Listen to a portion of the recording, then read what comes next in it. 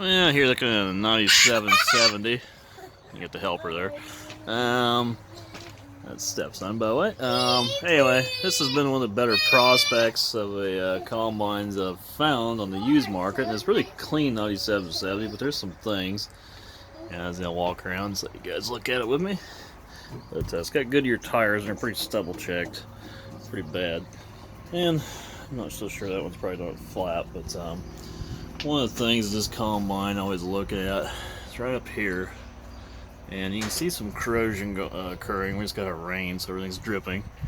Some corrosion's occurred, but a few of these I've looked at, actually the acid has run down from the rotting grain. There's a little bit of that occurring, right here in the paint, but not bad.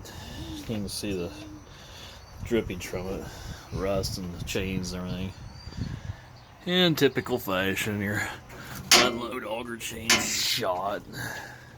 Probably a lot of belts and everything else are shot. That belt up there looks like it's shot. These John Deere's, they got really good wiring in them. But yeah, I'll take a look at your boot here and everything.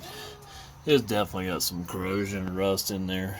You can see that auger back there, I'd actually crawl up in the grain tank, that auger back there, your floor augers, it's shot. And one of the things that'll wear through is these auger pans. Not as bad on the John Deere as the International does, but those do wear through. And you got a major drive line there. Your rotor drive belt. That major drive line comes up here to this deal. And those electric clutches are notoriously go out on John Deere. There's a reason they stock them. And that belt there drops down, runs the feeder house drives. But you don't know unless you can run it to that clutch is any good. I'd imagine it probably is, but how much life's in it, who knows. Somebody else has obviously looked at it because all the covers are open. But yeah, it's pretty well equipped. It's I think about 1,500 separator hours. It does have rear wheel assist. I mean, grease, that's good, but no oil in your wheels or anything. That's a good sign. Take a look inside here. And I think, if I remember right, this one here may have the internal lights.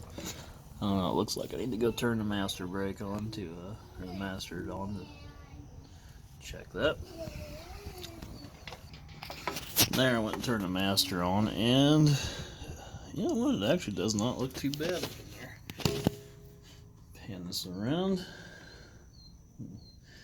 John Deere's are a little tight on real estate up here. There's a discharge beaker, and I think this has got the. I'm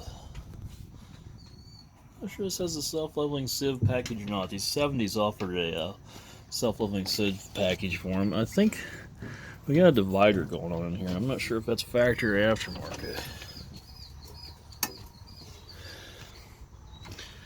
But anyway, it doesn't look too bad in there. Everything's straight, pretty good shape.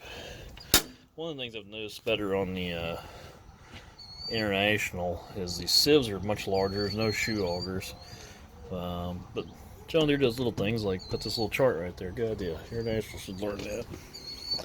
But the International's definitely got bigger sieves, which in my opinion, the larger sieves and no shoe augers. Now, the International's got the chopper up there versus in the back. And I like the John Deere's in the back, but when you put the chopper in the back, you gotta have the discharge beater, so you gain a better chopper, but you add more complication. I'll turn the batteries back off. Actually, I might climb up in the cab before I do that. And you look at the augers on it and everything, and the boots look pretty good, but you know, there's substantial play there. I always say you pull that tight, and yeah, it's shot.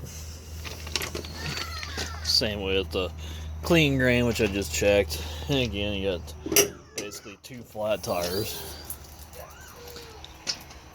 It smells like a combine, that's for sure. I got some kids over here torturing each other, but Hey, what's new, right? Stuff like this, they leave that shit in there and they power wash these out. Just makes a soup mess and just nasty. More of it down through here. There's a belt there, and you can see it's starting to split through multiple places. I never liked these either. International runs the elevator on the outside of the grain tank, and it's easier to get to work on. Oh, the John Deere elevator does last longer. So I've said in a million videos, tomato, whichever brand you think, whatever works for you or whatever dealer support is. John Deere does have better dealer support than International, at least right where we're at. It's got the Mauer, I think that's the M60 tip-up extensions, mounts to the factory John Deere extensions. And obviously, like I said earlier, you can see it's got roll assist because it's got the big hubs in the back. Now here's an epic fail on John Deere. That's a stupid chain on the right side of the feeder house. And it's shot, totally seized up. Guides are actually so wore through they chewed into the metal. It's a clean machine, but typical. They bought it. Whoever kept it must have kept it inside to keep it clean. But at the same time, they hadn't done much of anything to it. And while it looks nice, it's got a lot of wear in it. Typical story. You can see these rollers are getting pretty much into a triangle anymore. They painted it up here. You can see where it's been feathered out. Give it a good look. This has got the variable speed feeder house, but does not have the 5-speed. 5-speed comes with a V-belt. It's wider and doesn't have the spring. It's an actual gearbox that shifts versus this sliding shiv deal. So it's just a variable belt. This will not handle as much power as the 5-speed gearbox. I would personally like to find one with a 5-speed gearbox, but again, this is one of the better prospects I've found. It's not all that far away from home either. I've seen these machines. They're advertised, around 85,000 area, asking 85, so they ought to take 78,000. I mean, you're talking 2010 or maybe a 2011. And this one here, they're asking 128.5 for. I mean, I think they're way off basis because I honestly see $20,000 of parts. I mean, when a feeder house changed a couple $1,000 and 2 floor augers for the grain tank are $600 a piece. It doesn't take too long to rack a repair bill up pretty heavily.